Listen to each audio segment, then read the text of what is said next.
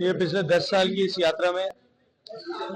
माननीय मोदी जी के नेतृत्व में जिस तरह से देश की सरकार ने एक तरफ गरीब कल्याण के विभिन्न योजनाओं के माध्यम से देश के गरीबों के जीवन स्तर में ऊपर उठाने का काम किया, वहीं दूसरी तरफ पिछले 10 साल में भ्रष्टाचार के प्रति जीरो टॉलरेंस की नीति को अपनाते हुए स्वच्छ प्रशासन दिया और उसी के साथ साथ में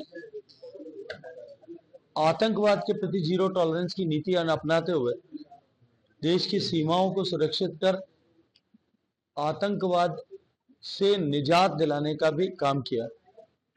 माननीय मोदी जी के नेतृत्व में जिस तरह से लगातार बड़े और कड़े फैसले लेकर के देश के हित में फैसले लेकर के देश को आर्थिक दृष्टिकोण से सशक्त बनाने का काम किया, वहीं भारत में इंडिजीनियस प्रोडक्शन को बढ़ावा कर देते हुए भारत को सामरिक दृष्टिकोण से भी विश्व के पटल में एक निर्यातक देश के रूप में चिर पहचान बनाने का सौभाग्य प्रदान किया। इस 10 साल के जनता के द्वारा दिए गए सारे अवसर के लिए जनता का अभिनंदन करते हुए माननीय मोदी जी के नेतृत्व में भारतीय जनता पार्टी ने आने वाली सरकार, जो सरकार भारत को विकसित बनाने के लिए एक आधारशिला के रूप में है, वो जो है भारत के विकसित भारत की फाउंडेशन है, उस आधारशिला के लिए उस नींव की ईंट के रूप में ये संकल्प पत्र प्रस्तुत किया है। जब भारत मूलभूत आवश्यकताओं की चुनौती से जूझ रहे गरीबों से को गरीबी की रेखा से बाहर निकाल करके अब उनको देश के लिए प्रोडक्टिव मास बनाने में सफल हुआ है, ऐसी परिस्थिति में भारत आने वाले समय में विकसित होगा। इस संकल्प को पूरा करने के लिए इस संकल्प पत्र में अनेक विषयों पर चर्चा की गई है। यदि मैं मोटे मोटे विषय पर बात करूं तो 70 साल से अधिक उम्र के लोगों को भी आयुष्मान भारत का लाभ मिले, ये एक नया और सेलिएंट फीचर इस घोषणा पत्र में जोड़ा गया है। गरीबों के लिए मुफ्त राशन, जो पिछले इतने वर्ष से कोरोना के बाद से लगातार 80 करोड़ लोगों को मिल रहा था, 2029 तक वो कंटिन्यू करेगा, ये संकल्प पत्र में घोषित किया गया है। माननीय प्रधानमंत्री जी की बहुचर्चित और बहुप्रभावी योजना प्रधानमंत्री आवास योजना जो है,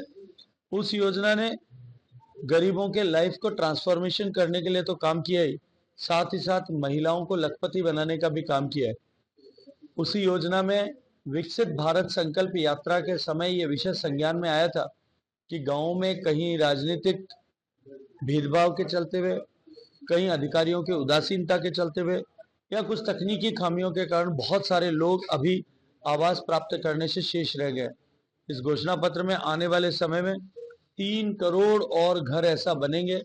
इसको संकल्प देश के सामने व्यक्त किया गया है। मुद्रा योजना, जिसने लाखों करोड़ रुपए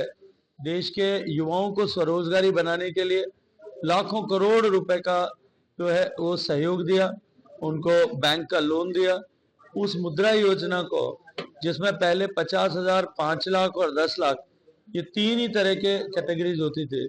मुद्रा का लोन, क्योंकि हम सब ने देखा इस 10 साल के कालखंड में मुद्रा के लोन के डिफॉल्टर्स बहुत कम थे, इसलिए मुद्रा के लोन को 20 लाख रुपए तक बढ़ाने का निर्णय भी इसके माध्यम से लिया गया। सीए के तहत जो लोगों को नागरिकता देने का विषय है, जो कानून बना था, जिसके नियम अभी नोटिफाई हैं, ये नियम भी जो है इसके आधार पर हम नागरिकता भी देंगे। इस तरह से देश के इंफ्रास्ट्रक्चर डेवलपमेंट, बॉर्डर सिक्योरिटी और देश के समग्र विकास के लिए ये डॉक्यूमेंट एक विकसित भारत की नींव की ईंट की तरह होगा।